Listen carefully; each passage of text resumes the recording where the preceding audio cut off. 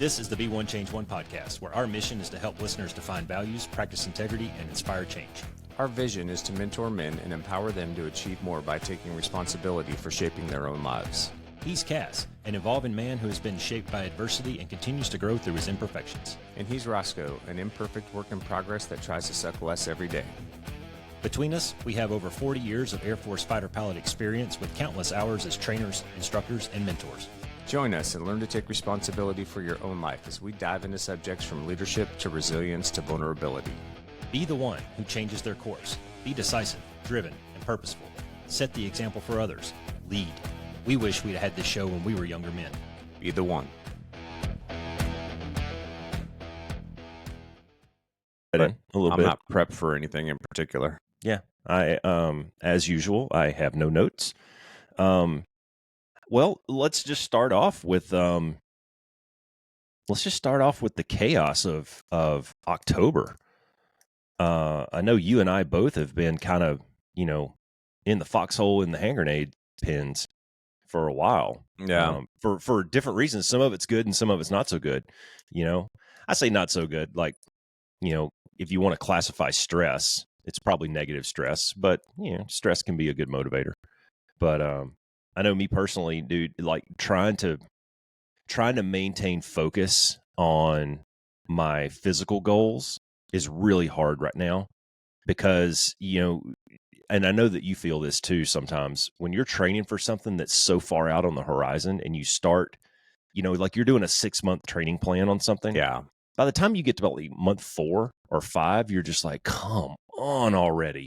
You know, you feel good.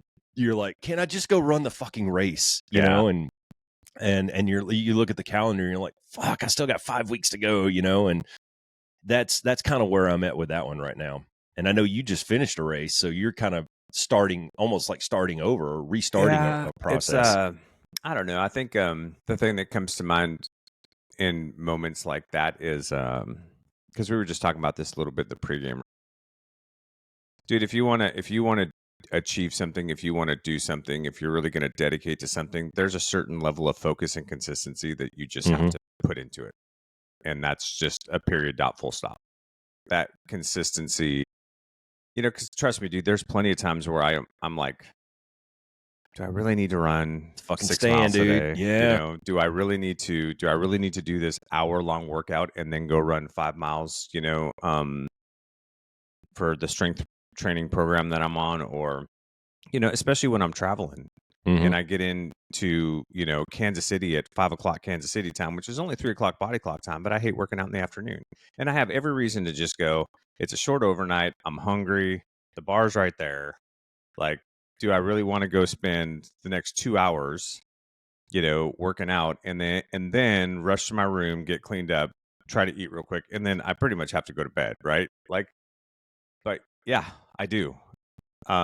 Because that's how you get there. There's that focus and intentionality and I think consistency that you have to bring to those fights sometimes, because it gets a little lather, rinse, repeat, man. It's a little bit of Groundhog Day sometimes. Let's stick on that for a second.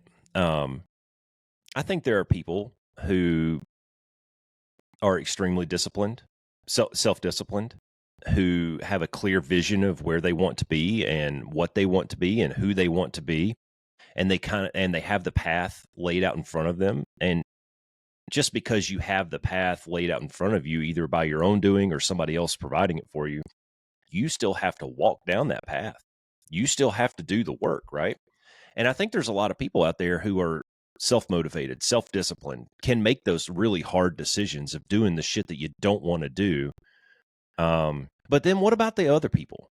Like, what do you say to the people who, let me just use myself as an example real quick. And I tend to lean probably a little bit more where you're at, but just for argument's sake, I've been training for this event for 4 months now, 4.5 months, and I still have another month to go until the actual event. And I'm in that point right now where I'm just like, oh, I don't want to go into the fucking gym. Like, you're probably, I mean, the gains that you're going to see in the next month or in that last 3 or 4 weeks up to your race are going to be so microscopic that you probably won't even notice unless you're the kind of person who's just like on the stopwatch, you know? Yeah. And I'm sitting here arguing with myself about, dude, just like do something, like get off the couch, do something, be active. But to go in there and just blast one out for like an hour, it's like, ugh, that's the last thing I want to do. So what do you say to people that are kind of, having trouble making that connection, making that decision? Well, like in Because that it's example, fucking hard, dude. I know it is, and it's so much easier just to go, yeah, dude, what's missing one workout going to mean? Exactly. Right? Is it going to make that big of a difference?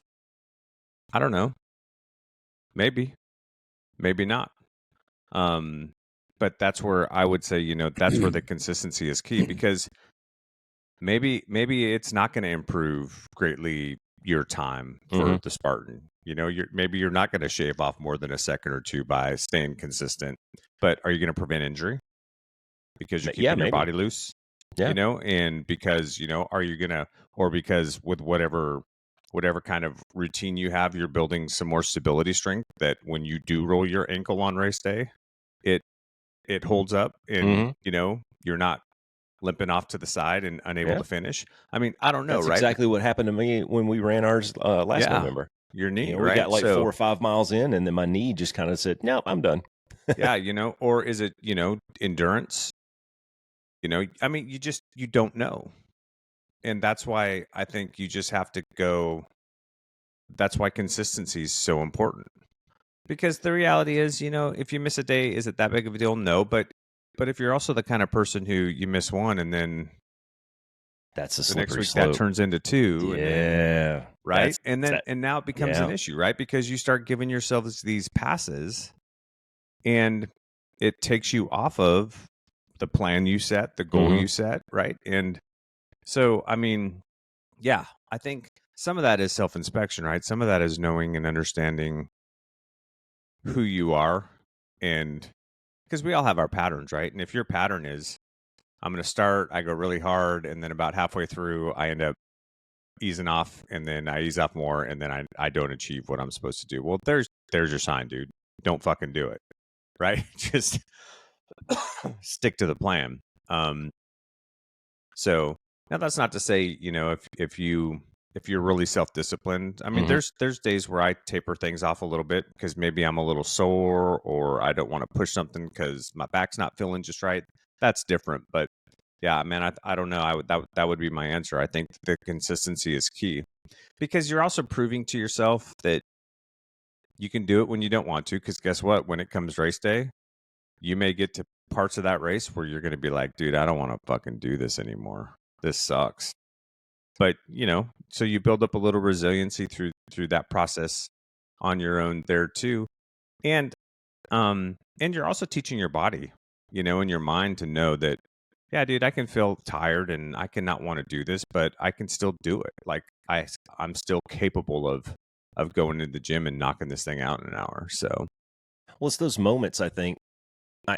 It's those moments of, you're kind of in that bathtub in the middle where it's you're not excited about starting the process because you're so far away from it. You can't get excited about the event because you're still so far away from it, and you're just kind of stuck in this middle, and I mean, you can take this to, it's a metaphor for nearly anything, any long-term goal or project that you have. I definitely experience it in writing. You're really super excited. I got this great idea, and you sit down, you start writing, you're like, fuck, I forgot how long it really takes me to write this many words, and then, you're 2 months into it and you're like, but it's those moments though, when you do make those decisions, I think that you look back on at the end and you go, see, okay, I had a really hard time struggling there, but I was able to power through it. And I think there's, I use a lot of little tips and tricks on how to kind of trick fuck myself. Like I will purposely leave my tennis shoes like right out in the middle of the floor, like right in the middle. Like I almost have to trip over them to get to my bathroom sink to brush my teeth. That's a little trick that I use with myself. I have my whiteboard in here that's color coded. And, I look up at it occasionally and I'm like, oh gosh, yeah, there's There's not nearly enough stuff filled in on there. These are just little mind tricks that Roscoe plays with Roscoe. Really, Roscoe's playing it with Stan to, kind of quieten that voice a little bit. And hopefully, hopefully that gets me to the point where I make the better decision. Yeah, well, the other thing I would say too is, we talk a lot about the personal debrief at the end of it all, right? And if you don't execute the game plan and you come up short on a goal, it's going to be really hard to validate whether or not the game plan was valid. Yeah. If you didn't fucking execute it. So if you took a bunch of shortcuts and missed a bunch of days and I don't know, but if you did execute all that and you still came up short, now we can really get to, okay, well, what was wrong with maybe there was a problem with the game plan. Maybe my focus was too much on this or, too much on cardio and not enough strength building. And now I've got to flip that, or vice versa, right? Or maybe I needed to give myself more time, or I needed to ramp up my mileage a little sooner so that I had the endurance for it, right? Now we can go to task on that. But if you don't execute the game plan, that's I missed a bunch of shit because I'm too lazy to fucking do what I said I was going to do. I mean, when you're doing a long-term goal like that, something that takes you several months to work up to, like how far back can you go and legitimately get a data point off of it? Because like when you start, you're nowhere near where you're going to be there in that last 3 weeks or so. Like you're starting, you're just a ball of mush, and you get to the end. Like, I mean, I sit down with a blank page with an idea and I just start going, right? And on a micro scale, if I'm writing a chapter that's 1,500 or 2,000 words, I can digest that. I can look at that and I can wrap that very nicely and put a bow on it because it's so small, right?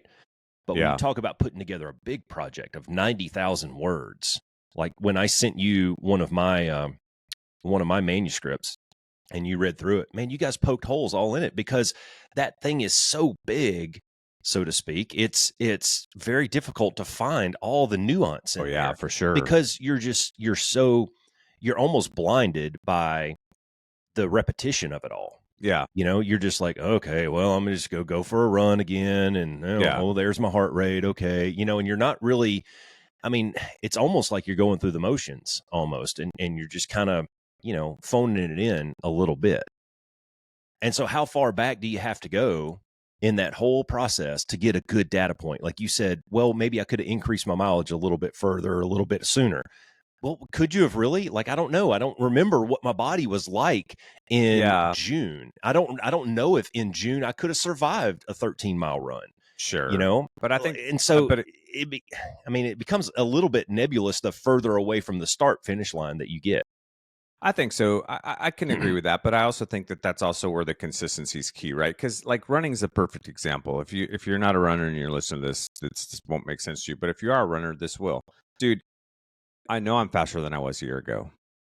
And there's days that I go out for runs and it sucks. And I'm slow. I feel slow. I feel heavy. I'm like, what the, come on, right? Like, I feel that. Like, I do this in my sleep sometimes, right? Like you have days where you go out there and your body's just like, yeah, dude, no, not today. Like, you just don't have the fuel. You don't have the energy. You're down on sleep. There can be all these different things, the temperature, blah, blah, blah, blah, blah. And you're just like, what the fuck, right? But that's, when I have those days, I go, it doesn't matter, right? Like that was the program for today. Mm-hmm. I gave it my best effort. I'm still striving towards the goal. And, the next time I go out on this run, it'll probably be better, right? Like you just have to put the work. It's like you talk about all that. Yeah. Just keep chopping wood, right? Put the work in. That's right. You just got, I think that's what carries me through when we go through these, when I get in that bathtub, is to just that focus on consistency, because I'm not going to be able to validate the result at the end and the game plan that I chose to execute if I'm not consistent with it. You know what I mean? Yeah. No, I totally get it, man. And I forget where I got this quote from. I don't want to paraphrase it a little bit, but if you wake up in the morning and all you're capable of is 80% that day, if you go out and give 80%, well, then you gave 100%. You gave now that becomes a slippery slope because you can convince yourself that you're at 80% when you're really at 100, you know what I mean? Or you're really at 90. You can. And it's really easy when you go out for a really long endurance event, or if you're sitting down for a marathon episode of whatever it is that you're trying to work on, you know, it's really easy to convince yourself that you're at 80% when really, man, you could probably push it a little bit more. And I find this because, you know, I go out sometimes and my feet feel like fucking bricks and my legs are stiff and it takes me a mile to get into it. Well, in that first mile, I'm just like, okay, well, I'm just going to run 3. I'll be good. Or I'll just run 4. I'll be good. Well, then about mile 2 or so, you're like, wait a minute, I actually feel pretty good. You know, I thought that I felt like shit. Turns out I just needed to get loose. I needed to get warmed up. It took a little bit longer. You know, maybe I was stiff from yesterday's run, or, you know, I didn't hydrate properly before I went to bed last night, or the temperature's cooling off down here. It takes my body a little bit more time to kind of get, you know, warmed up a little bit. So that first couple of miles sort of sucks. But then after that, you're like, wait a minute, man, you start to get that little euphoric feeling, you know, and you're like, okay, I got this, man. And, you know, I think there's a little bit of mind games that's going on in there too. Totally. Where it's like, hey man, you know, I said I was only going to go do 3, but I feel pretty good. Fuck it. I'm doing 6. Let's go. Yeah. You know, and see where it goes. Yeah. Well, I mean, it's the 40% rule, right? Like your mind's going to tell you way before that you're done, way before your body's actually physically done, right? Like your mind's going to want to give up on you way before your body is. That's what the whole SEAL thing, the 40% rule is, you know. Yep. When you get to the point where your mind's telling you it's time to stop, you've only used about 40% of what your body's capable of doing. So you've got a lot left in the tank, right? But to your point, man, I mean, it is a mind game. And that's, again, where it comes back to that discipline and, I think, consistency, because I think everybody that runs, it's the same way, right? It all takes us about a mile, depending on how far you're going, about a mile to 3 usually to kind of get into your zone. And it's funny too, because you first start out and your body's like, fuck, this hurts. I'm stiff. This sucks. I don't want to do this. It's slightly mile's kind of brutal. Yeah. It's just, and you like this whole voice is going on in your head. Like, dude, what are we doing? It's Saturday. You should be fucking sitting outside having coffee right now. Let's game day's on, bro. Let's just go pick up Alicia and go get breakfast somewhere. Like, what the fuck? And then like 2 miles in, my body's like, oh, okay, I guess we're running. And then boom. Yeah. You know, and it's just, you know, that everything goes. So it's funny, man. Do you have games we play with ourselves? So do you run with music? Yeah, either listen to podcasts or listen to music. What's your go-to song to get you from Stan is in your ear to fuck that, we're going? What's your go-to song? Fuck you, I won't do what you tell me. Break Stuff by Limp Bizkit. Yeah, Break Stuff by Limp Bizkit. That's a good one. Showing my pop culture knowledge there by knowing all the lyrics to Break Stuff by Limp Bizkit, a 30-year-old song. I have a couple of different playlists that I use that are good motivators for me. Okay. Thunderstruck by AC/DC. Not particular strong songs, and you know, I don't know that there's particular songs, but yeah. I got 2. Thunderstruck by AC/DC. Nice. When I hear that opening guitar riff, something switches. I don't know what, I can't explain it, man, but I know where it comes from. Me and my kids, when we used to go to football practice, when I was coaching football, we would put that song on right before we pulled into the parking lot for football practice, and right before we pulled into the parking lot on game day. That was like our jam. You know, if we had a song that we could run out onto the field to, it would be Thunderstruck by AC/DC. The other one is Kickstart My Heart by Motley Crue. When I hear that opening guitar riff, man, something just, I don't know. I can't explain it, but that's the one. If I'm sitting back here and staring at my fucking shoes, going, I really need to go do this, one of those 2 songs is the one that, or if I'm in that first mile and I'm going, this really sucks, I want to go back home.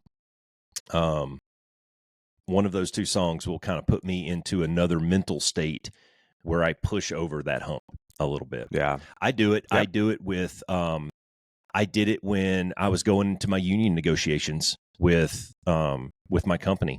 And I know that this is going to be a battle royale that's going to last like 2 weeks. This is going to be a long process. I put that song on right before I got out of the car. And I don't even have to listen to the whole thing, man. It's like you listen to a minute of that song. I'm like, okay, No. let's go. Yeah, you just got to find ways to Yep. self-motivate, man. I remember when we were flying in over Iraq in Northern Watch, before we'd step, our intel officer would always play Bombs Over Baghdad, Let the Bodies Hit the Floor. Yeah, there you go. You know, Drowning Pool. and there you now, go. anytime I hear that song, like I'm instantly snapped into that pre-step mindset for going to combat. You know, it's so that stuff works, man. Find what works for you. By the way, I need the listeners to leave in the comment section my pop culture knowledge there of all that these was impressive. These bands. I think that's slightly above average. Yeah. That's our era though, right? Yeah. Like I can't get into some of the crap that's coming out today, but you put on like Master of Puppets. I know when Master of Puppets comes on, I can pick up my pace and I can finish a mile between the time that I hear that first guitar riff to the time that Master of Puppets is over. I can finish a mile in that time. So it's like, okay, cool. Because it's such a fucking long song. It is, yeah. You know, but Eminem has a few songs that I love Eminem. Oh, dude! Most of my playlists are hip hop. So yep, the beat that he goes, the beats per minute that he goes. Yeah, if I can match my footsteps to his good beats, cadence. Yeah, he gives you good cadence. Now I've got good cadence, and I know, okay, cool. I'm running with the song. I'm running with the beats. Stay on the beats. Measure the heart rate. So yeah, man. I think there's a lot of little things that you can do. And these are, hey, it's fun to run and listen to music, but those are all little mind games that you can play with yourself. And so I would encourage people to, find something like that. Find your jam. If there's something that it's very difficult for me unless I'm going out for like a really long, if I know I'm going to be out for like 2 hours, either hiking or running or doing something for like 2 hours, I'll put on either a book or a podcast or something like that. Like a Joe Rogan episode is 2.5 to 3 hours. So, if I'm going out for a 10 or 12 miler, then I might put on something like that. But if I'm going out for something that's about an hour, it's going to be my workout playlist, which is full of all that kind of stuff. Yep. Yeah. It depends on how I feel. If I'm feeling pretty good and there's a podcast that I have maybe that I've wanted to listen to and it's going to be a long run and I'm interested in it, sometimes I'll go the podcast route just because I kind of get lost in focusing on the podcast and I'm not thinking as much about how long I've been running for or how far I still have to go. But if I'm tired or I don't want to do it, then it's fucking music, man. That's why audiobooks I think are pretty good. Because I'll go out for an hour long ruck and then turn around and go for like a 3 or 4 mile run after that. So you're talking, an hour and 30, hour and 40 minutes total by the time you're complete. And an audiobook, dude, I can just get lost and make believe. And you're not thinking about how bad this sucks sometimes, especially during the rucking portion, because it's you're kind of just walking. Yeah, my only caution to that is for people who may be new to running is don't do that at the beginning because you've got to figure out how to get your form and all that stuff consistent, or you're going to hurt yourself. If you're doing longer distances, those are some of the. So you can probably focus on that kind of stuff on a micro scale. If you're going out for a walk, like even Katie, if Katie were to leave right now and just try to go walk for an hour, you could probably suffer through that. Running, I'll give you that. Running's a little bit different because there's a lot of form and technique to prevent injury and shit like that involved, especially the longer distances. I find that if I'm not conscious of my posture and my form, I tend to run really tight. Like I'll get my arms up here like this, and I have to remind myself, just run loose, dude. Just run loose. Let them hang. Run loose. And then also that leads to lower back pain because I tend to hunch a little bit, and so those every couple of minutes, those reminders that, hey man, just shake it out. Running's a core exercise. Yeah. And what's that? You have to keep running's a core exercise. And you have to keep your core engaged because if you want to keep your glutes active, which are your biggest muscles, and that's what's going to give you the majority of your endurance, your legs will at first, but they'll eventually burn out. Oh, that's So you got to you keep got to engage the Adonis belt and the yeah. psoas muscle. Yeah. So you got to get your glutes. You got to keep your glutes involved. Yeah. And what happens a lot of time when you start to fatigue is, and you start to relax your core, and your hips will shift back, and that's where you'll get that low back strain, because now that your glutes aren't as engaged anymore, and so Mhm. your hamstrings and your quads are working really hard with all of those supporting structural muscles that kind of Mhm. go around your hip and up your low back, and that gets really tight and stiff. And so it's all those things, man. And like you said, staying loose, you burn more energy if you're tight. You That's right. burn more energy Yep. if your upper half is really tight. So keeping your shoulders down, and plus if you're tight up top too, it makes your breathing. It's harder to do your breathing correctly. So there's all these things that go in. It's just stupid. Whatever. Fuck it. I hate it. Now, I'm well, just I mean, joking. go back to the music and the things that distract you sometimes from, Yep. distract you from the suck. One of the tricks that I do is if I find that my breathing's kind of getting out of control, I start singing along to the song. And if you're trying to sing and run at the same time, it makes you regulate your breathing. You have to regulate your breathing. There's no choice. Yeah. Right. And Yeah. after a couple of verses, it kind of recages, man. It's like recaging a gyro real quick. Little techniques like that. But for people who are starting out on any long project, I think there's some good takeaways in there. Like, you got to find those little mind fucks that you can do to get you out of the rut that you're in. And that rut can be something as simple as, I'm on a 3-mile run and this sucks, or I'm on a 6-month training plan to get to X. Find those little mind games. But let's keep this kind of keep this going and take that conversation and then go into something else that we were talking about in the pregame. Dude, I got 2 phone calls this week that just made my heart swell because it was from my kids, and both of them just needed dad advice. And one of the things that we were talking about in the pregame is something that's been on my mind a lot lately, and that's I saw this thing on social media, and it said something like, that transition from being an active participant and a director of your kid's life to being in the audience and being a spectator of your kid's life. That's a big transition for a parent. And I know Katie and I we've talked about this a lot about, what do we do now? Like the kids are, I mean, they're grown. Like I was sitting there talking to my youngest Yeah, they're adults. just a couple of days ago, and I'm like, he's a grown man now. He's 21 years old, and he's talking like a grown up, and he's thinking about grown up things, and he's, of course they're going to make mistakes because they're still young and they just don't have the experience. And he and I talked about that, about, I've got nearly 50 years of experience on your 20 to 21 years. So yeah, I understand. And I can see like the 30,000 foot picture better than you can. And so that, that transition into being a spectator on your kids, when they do call back like that, and when they say, like Caleb called and he says, "Hey, I need some dad advice." I was like, "Okay, cool. Do you need emotional dad or do you need coach dad?" And he says, "I need coach dad." Okay, cool.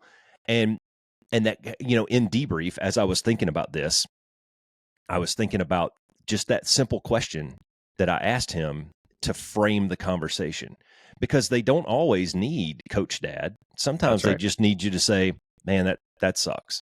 Let's go get a beer and talk about it." Or, other times they don't need that. They need coach dad. Stop being a pussy, get back to work. And I think, I've learned, it's taken me a long time to learn that there's a difference there, and I need to know which version you need before we go into this conversation. No, I think that's really smart, man. I think that's a great way to approach those things too, because you're absolutely right. It's like we've talked about before. Sometimes with your kids as they get older, you have to shift your approach, and you have to shift away from this is how you should do things to, listening and trying to, even if you don't agree with how they're coming to their decisions, going, well, I guess I can see how you got there, and shifting that dynamic a little bit. But I think one of the things that's super important about, well, 2 things came to mind with that for me, Roscoe, and these are things that we've talked about on the podcast before. Yeah, hold on a second. I just spilled my coffee everywhere. Oh no! Do we need to No, it's pause? okay. It's all on the table. It's no big deal. Let me just get some Kleenex down on top of it so it doesn't run off of the table. And that's one, like, so when you have kids, maintain your own identity. Don't let your identity get wrapped up in your children, because they are going to leave, right? And Yeah, if that's you a good want to point. have a healthy relationship with them down the road, like, you don't want to be, the mom that's showing up when they're not supposed to, or the dad that's calling all the time, or that's just completely heartbroken and can't function in a world that exists after there aren't children in the house anymore, right? And it's the same with work. We've talked about this with work too, right? Yeah. Like, as fighter pilots, how many guys did we see who's their entire, I mean, I still fucking go to the airport and see these dudes that have, 737 CPT on their, or DLT CPT Delta Cap, and I'm just like, dude, nobody fucking cares. You're not that cool. What we do is lame. Like, it's not that fucking hard. So, anyways, but people do, right? It's really easy. And you see it all over. You see it in sports, you see it in politics, you see it in business, you see it anywhere you go. You'll see people whose identity becomes defined by not who they are at their essence, Yeah. not the type of person that they're striving to be, but what they do. And so I think that's important. And then two, you're only in that position, Roscoe, though, because over those 18 years, you took the time to build a really solid relationship Yeah. of trust with your kids, where they've learned that no matter how good or bad the thing is, that they can come to you and they can have a conversation with you, and they're probably not going to be judged. Yeah, you might get upset or whatever, but you're not going to turn your back on them. You're not going to call them a loser. You're not going to call them a fucking screw up. You're just going to go, look, dude, here's the facts and here's what it is. And the fact that you can move between the coaching piece or the the emotionally intelligent piece, I think is really important, man. But you're only able to do, the only reason they, like, your kids would not come to you if they didn't trust you. And I'm sure there's a lot of parents out there that have never taken the time to build relationships with their kids to the point where their kids do that. And so they don't. And then you wonder why you never hear from them. Well, they don't fucking try, or, they don't, whatever. So anyways, No, there's a lot of truth in that. For me. There's a lot of truth in there where the unfortunate part is you don't know until you get to this point, and that kind of sucks. I mean, you can start to see some signs. Yeah, maybe I think you have an idea though. It's neat though that I think that all three of our kids, all four of them really, they sort of flew the coop and went out into real life. And I remember having this conversation with one of them, and he's like, dude, just back off a little bit. Okay. All right. I'm going to back off. And like 3 or 4 months go by, and I mean, it wasn't pretty.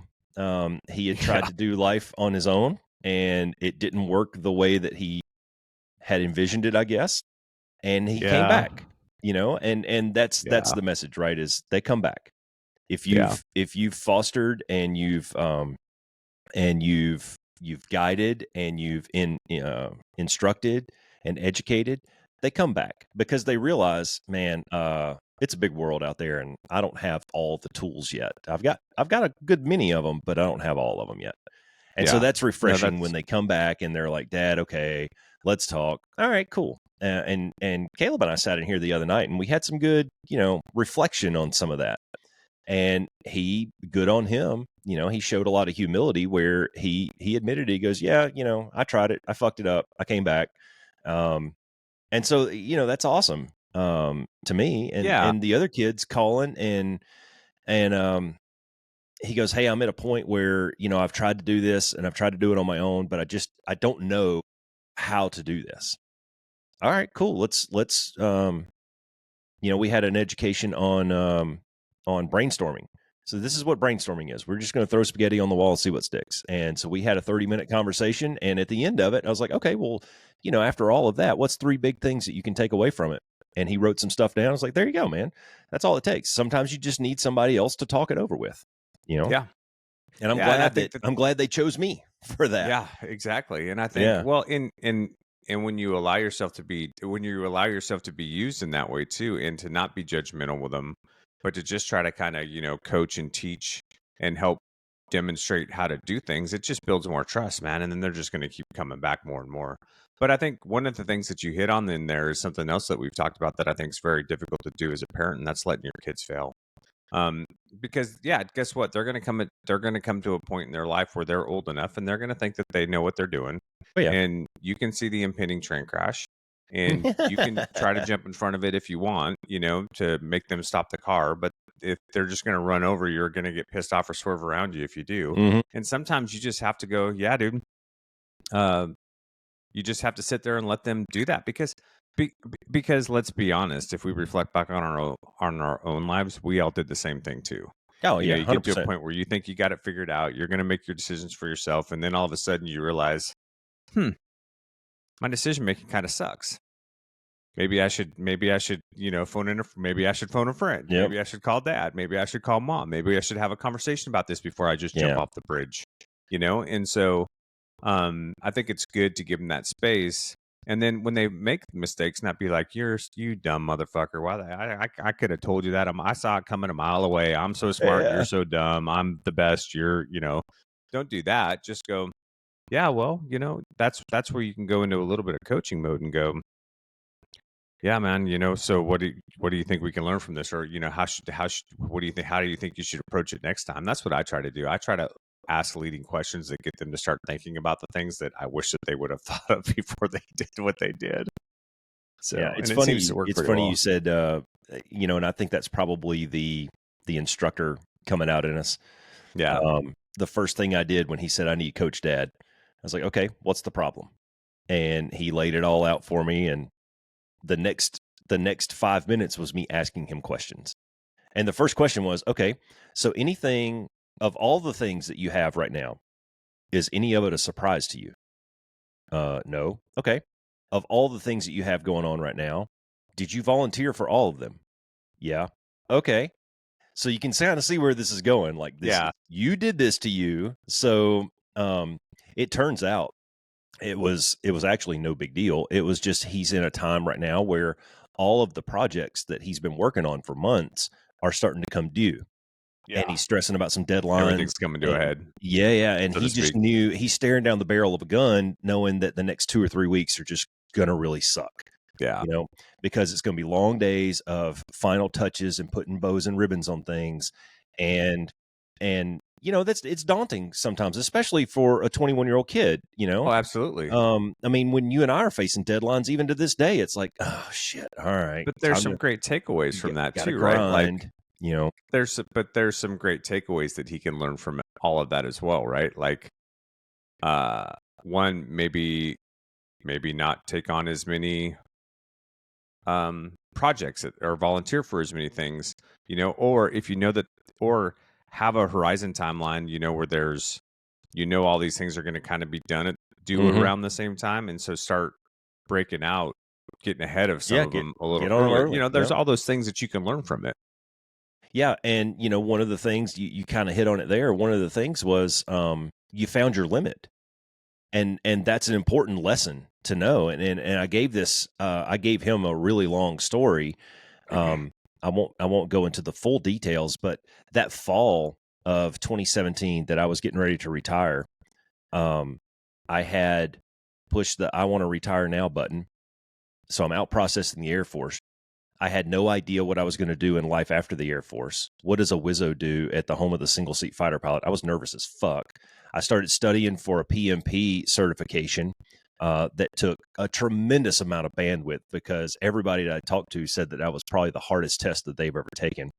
I was coaching a football season at the same time that wasn't going exactly awesome. I would say it was less than awesome. We made the playoffs, but I think that was probably by accident. And with all that stress of all of those things, my back was fucking killing me. That was the time. That was when you guys all went to Maple Flag, and I had to bow out of that because I couldn't even get in the freaking cockpit, dude. So that sucked. And then when the physical pain that I was in and all of the additional stress, I let my body go. So I gained a lot of weight, and all excuses, right? Well, when all that mounted at the same time, the stress in my marriage I started to see it. I started to see these hairline fractures there. And dude, like looking back on it now, I'm like, oh, what the fuck did I do, man? Like, and my message to the boy was exactly that. I was like, I had reached my limit. I had reached a point where I could not, there was nothing that I could do to find balance except push right through that shit. That's the only thing. Cause I mean, you're going to retire one way or another. You got to find a job. Like the football season is going to come to an end eventually. Like, and so all I could do was just head down, fucking grind, blast right through that obstacle. And hopefully on the back end, you pick up the pieces enough of all the other parts of my life that I had let atrophy. I could have walked away from football. I could have said, you know what, fuck this project management professional certification. I don't need it. I don't want it. It was an addition that I piled onto myself out of fear of what I was going to do in the next chapter of my life. I could have walked away from that, and I could have load shedded a little bit, but I didn't, and I nugged through it. And it turned out okay, but it was definitely not optimal. The message is, if you don't ever push your limits, you don't ever know where your limits are. That's right. It's no different than go back to our running discussion. If you don't ever try to run a 6-minute mile, you don't know. Yeah. Yeah. And there's so much that you learn about that, or learn about yourself in that process too. Like if you're pushing your limits too, you may, if you have a little bit of self-awareness and self-inspection, you may know, hey, dude, here's the little spidey sense I get, or here's the little trigger, or here's how I start to feel when I get in these situations. And that can help you make better decisions down the road. Or relationally, maybe you still pile things on yourself because job forces you have to, but then you can recognize in those moments, like sometimes I'll get too much on my plate, and I know exactly when it happens because I start to get laser focused and everything else just kind of drops off. And then people want my time, and I get a little bit, not defensive, but you get snippy. I get a little snippy. I get a little short with folks because I'm focused and I don't want to be interrupted. And the easiest thing to do in that moment is go, I love you. I want to be able to give you my full attention, but I need the next 45 minutes with no interruptions because I have to get this done. And I'm not going to be able to give you my full attention until I get this done because it's bouncing around the back of my mind and I got to get it off the plate. So if you could just give me 45 minutes, I'll be able to give you my full attention. Dude, that works great. Yeah. And it prevents, chaos from entering now because your wife's talking to you. You're trying to you think you're being good by trying to listen, but you're not hearing a fucking word she's saying because you're so over focused on this. Yeah. And then she's getting mad because you're not really listening. But now you're getting mad because she's wasting your fucking time because you're trying to get this done. But you haven't told her that you want to get this done. And so she doesn't really know that she's wasting your time. Like it's so funny. It's cyclic, right? And it is. One of the good things I think that came out of that whole episode that I just described, and there's a lot more depth and nuance into there, but one of the things that came out of that was Katie and I both learned some good lessons about us and our relationship. And because we debriefed it, and we still talk about it from time to time. And one of the things that we talked about was, Katie, if you notice that I'm doing this, if I'm siloing my attention into things, you can say something. Yeah, check in with me. Yeah, don't be just a bystander here. Yeah. Tell me. And to this day, she'll come back here and she'll be like, hey, you're kind of wrapped up. I'm feeling neglected. Let's, we need some us time. Holy shit. Okay, cool. I didn't even recognize it because, I'm focused in a make-believe world doing whatever it is that I'm doing. Yeah. So that was, that was really good. And I also, like you said, the hair on the back of your neck starts to stand up. You can kind of tell, and it manifests for me in things like my sleep quality and having to force myself to maintain a very rigid schedule to balance all the things I need to balance. When I see that on the calendar, I'm like, oh, okay. I recognize this because I'm having to actually carve out the time to do this project, then go to this project, then go to that project, then do this project. And if I'm at that point, I know that I've probably overextended myself. It should be a little more, I don't know, fluid and negotiable than that regimented at this point in my life. Yes. Yeah, absolutely. Sorry, my dogs are freaking going nuts in the background back here. I have no idea why. Is there balloons flying over the house? The Dude, hot air balloons back? God, yesterday, it was terrible. They fly so close to my house, dude, that I can hear them talking in the basket. Oh, that They're sucks. that close. God, the retarded one, once he starts barking, he just won't stop. Yeah. He gets on a roll, dude. And the sad part is he doesn't know what he's barking at. He's only barking because the other one barked. That's it. He's very hard of hearing, and he's blind in one eye. He has no idea. It was funny yesterday when he saw a balloon for the first time. That's funny. Because it flew so close to the house that he was out there sunbathing on the back porch, and he actually saw it, and he was like, "Whoa, what?" And imagine you're a dog, and this thing comes floating by across the backyard, making noise, and people are talking like, how does a dog process that? It's like a huge Chewy in the sky. I couldn't. And I don't know. I just imagine that, they've got to think it's like an alien or something. Yeah. Oh my God, it's Independence Day. They're coming. They're here. But if I were to ever just take them over into the field and they saw the balloon, they'd be like, "Oh, well, it's just a big balloon. It's no big deal." But whatever. I'm not a dog, so. Anyways, dude, this season, to get back to kind of what we opened with, the chaos of, this season that we're in, I think for me anyways, I had to take a lot of my own advice that I gave my kid the other day of, hey man, this is a finite amount of time, and I can see the end. I know when the end is coming. If I can just nug through a little bit longer, I'm going to be okay. And I think that's an important skill to learn, because a lot of people, I feel, probably get really stressed out over stuff that has a finite timeline to it. And you know what? If you can learn that skill of just focusing on the things that you can control and bring it back to your circle, I think if you can keep those little things in mind and just go day to day, knowing that here in just a month or so, this is all going to be over with, and we're going to move into something else. And that's what's kind of getting me through right now. It's been, with Katie's back issues and the stuff I've got going on at work, the stuff I've got going on my personal plate, it's been pretty stressful. I bet. And I think along those same lines, man, is, if you're a younger listener and you just haven't been through these phases of life yet, or if you're somebody who has but haven't ever really figured out how to manage them, like, I think at the end of the day, like, this is life, right? Life is busy. If life hasn't kicked you in the balls yet, it will. And it kind of ebbs and flows, and you go through times where it seems kind of dull and boring, and there's not a lot going on, and you're kind of like, well, what the fuck's wrong with me? Why don't I have? Maybe I should have more hobbies, or maybe I should have more friends, or And then there's times, and then there's times like you're talking about where, a lot of things that are completely outside of your control to a certain extent, all pile up, and all become a priority at the same time, and it's just taxing and exhausting, and like mentally, physically, emotionally, like there's just, and I mean, and it can be a bunch of different things. It can be, stuff at work. It can be, dealing with a loved one that's sick, or a death in the family. I mean, there's just so many things that can come at you that are completely outside of your control.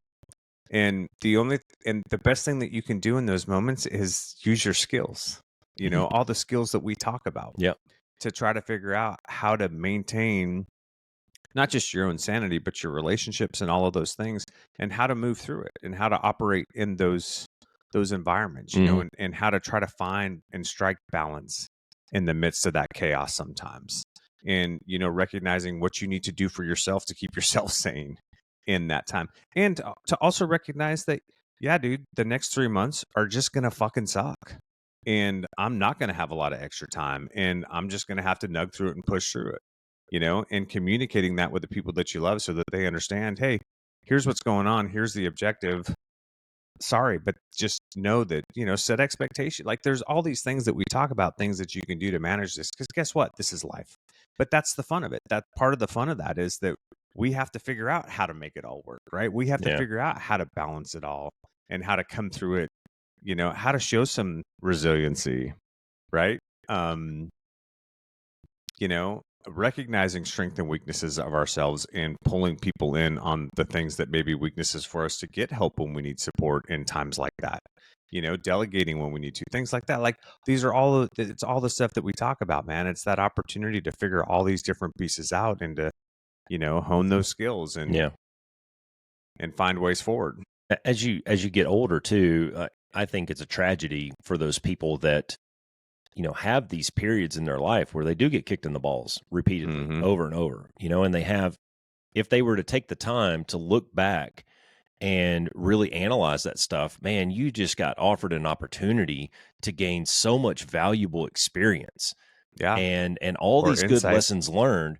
But there, there's a lot of people, I believe, that they just kind of go, all right, well, that's over with, and they move on. And so the next time they get kicked in the nuts, they didn't really capture those techniques and those skills and those lessons that maybe got them through, or that they learned the hard way through some of those, those hardships. That's right. And those trials that they went through. And I know some people who are getting pretty elder, getting up in their age, and there's a lot of opportunity that they had, in their younger years to learn some stuff that they just didn't learn. And I kind of sit back and I go, wow, okay.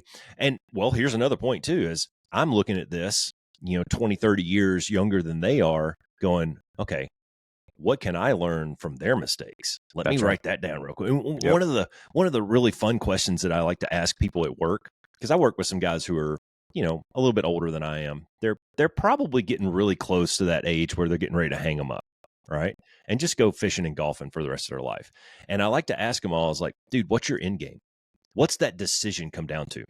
Is it a number? Is it a feeling? Is it an age? Like, what is it? And it's amazing to me the different answers that I get in that. Some people, it's a dollar amount. Once I hit a dollar amount in my bank account, I'm out, right? Because I know I can survive. Some people, it's like, well, as long as I'm having fun, I'll stick with it. So it's kind of a feeling for them. And some people say, dude, when I hit 60 years old, I'm out regardless. I don't care. And it's kind of neat to get down into the psychology of what brings them to those decisions, because in my career, it's not like you where you have an age limit mandated by regulation that you cannot work. You cannot do this job past this age, right? Yeah. For me, it's open-ended, man. I could work this job until the day I die. Yeah, well, and it's funny too, because along those lines, it's like you said, it is interesting to see what other people's motivations are, and because like even with me, there's some guys who are getting close to 65 who, and let's be, they've been in the airline industry for 40 years. They have millions of dollars in the bank. There's no reason, unless they're on their third or fourth flight attendant wife, there's no reason for them to still work if they don't want to. But you know what most of them say? Like a lot of them stay because they enjoy it. They want to keep flying. They're not ready to not work, and they're afraid of what that looks like. Like, what do I do when I have fucking nothing but free time? That's valid. But some of them too, it's like, it's insurance. Because they can keep flying but give trips away and fly as little as they want, but keep their insurance until they're Medicaid eligible at 65. Well, so that's interesting. It's just, it's funny that it's interesting, the little things that people think about and go, but like, which I won't affect my decision because I have TRICARE for life with, that's right, as a military retiree. So it's just interesting to hear people's decisions around those things and what drives them. Yeah. But what's the key takeaway there for us, when we're down here at this level, or if we're having this conversation with somebody else, is, man, ask questions. Work on your relationship with your wife so that you actually like her enough to want to spend time with her. So when you don't want to work, you can leave work and know that you're going to have a lot of fun together and not be so worried that you've let all your relationships go to shit for so long that you don't know what the fuck you're going to do and what it's going to look like when you actually decide to quit. That's a really good point. That's not where I was going with that, but that's a really good point. And Katie and I, we had this conversation yesterday after, you and I and Buster, we had lunch and, or brunch, I guess, because we're old people now. But I called Katie on the way home, and we got off talking about this. We were talking about the kids and how cool it was to have them in the house. And, this afternoon, after, Caleb gets back from flying, they're all gone again. And it's just me and her in the house. And, we had a quick conversation about, it's a good thing that we learned to really like each other early on. And she's my best friend, and I call her every day and I talk to her every day, and I can't wait until she comes home today so that we can sit in the same room together. And, those are, I think, having that close knit friendship with my significant other, it would, I can't imagine, and this is not, I'm not being pejorative here. I cannot imagine a life without Katie, because I've been with her for so fucking long at this point. Like, we have, like, all of my memories include her in some form or fashion. All of my memories since I was 20 years old have that woman in there. And, I just can't imagine that there would be something that was big enough for me to walk away from that. I mean, aside from infidelity, but just like having a spat on a Friday afternoon, whatever, dude, let's go to bed. No Wake doubt, up right? Saturday morning, we're going to have breakfast. It's going to be fine. It's like, I don't know. I wonder, as people get older and they enter this chapter where you kind of find yourself sitting in the room, the house is empty, you're sitting in there with one other person, you're like, wow, dude, I can't tell you this for the next 30 years, I was kind of being light about it, but I can't tell you how many stories I hear at times of, been married for 20, 30 years, but don't really know each other anymore. Mom's been focused on the kids. You've been focused on flying and making money, and now the kids are gone. You're coming to the end of it, and you're literally continuing to work even though you probably don't want to, just because you're scared to go home. You don't want to go home. That's right. And you've been doing this for 20, 30 years. And so that battle rhythm of being on the road, and guess what? Here's some things that are nice about being on the road. You can go to the bar and have as many drinks as you want. Nobody's going to tell you shit. Yep. Because you don't have accountability with the person, that if you were at home would be at the bar with you, or, you just, it's just, you get into a battle rhythm of, being on the road and getting that break from each other. And, so that's just pointing back to, the importance of focusing on the relationships that are important to you, right? Like, you got to put effort into them, man. You got to find ways to make it all work so that at the end of the day, that's not what it is for you, which kind of ties back into what we were talking about at the very beginning. So, well, that's an interesting take from, a person who's in your line of work, a person who's closer to my line of work, coming out of the military where 12-hour days were the norm. You tend to, one of my favorite things about living in the town of Mountain Home was I had about a 27-minute drive from the time I left the squadron building to the time I arrived in my driveway was about 27 minutes. Dude, that was really good. Just kind of unwind time. Put on some loud music. Yeah. Roll the windows down, whatever it was. Decompress so that when I did walk into the house, like, I wasn't stressed anymore, usually, but then you get on the backside of something like that. And, maybe you're a guy who worked to try to climb a corporate ladder, or, got into middle management and you figured out that it's very hard and stressful and there's a lot of projects and people that you got to deal with, and then you get the backside of this. And one of the things that I always talk to new hires about is, hey man, like, you just came off of active duty where you were raging every day. You're about to go idle here, and like, this job ain't hard, and you're going to find that you have a lot of time on your hands. So I think that's a good time to find a hobby that takes up some of that bandwidth. You got to find something to channel all that energy into. If you don't, then you end up like our friend that took his own life a couple of years ago. He never really found that thing to put his energy into. Channel it bad ways. Or he put all that energy into things that Alcohol. had negative consequences. Exactly. He didn't take care of his physical health. He didn't take care of his mental health. He coped with alcohol and he numbed. He and used alcohol as a coping mechanism, and it killed him. Exactly, and so when you get to this stage, thankfully, over all the years, we had cultivated a relationship where we were actually looking forward to this. Like, I can't wait until I can just sit in the chair and watch TV and movies all day. Turns out I was bored of tears and I found a bunch of other shit to do. But that's neither okay, here nor there. Because you're back on track, having fun, enjoying what you're doing. So that's it. Channel the energy and it's all good, dude. Well, that ended up being something out of nothing. That was there's some good takeaways in there, man. Very circular and covered a lot of territory. You got anything else? I don't. All right, man. Be the change. Be the one. Thanks for flying with the Be One Change One podcast. If you got something out of this show, then be the one and share it in your circles of influence. You can be our wingman through our website at www.be1change1.com. That's B and the number 1, change and the number 1.com. We invite you to be the one and join our fighter squadron on social media at Be1Change1 on Facebook, YouTube, and Twitter.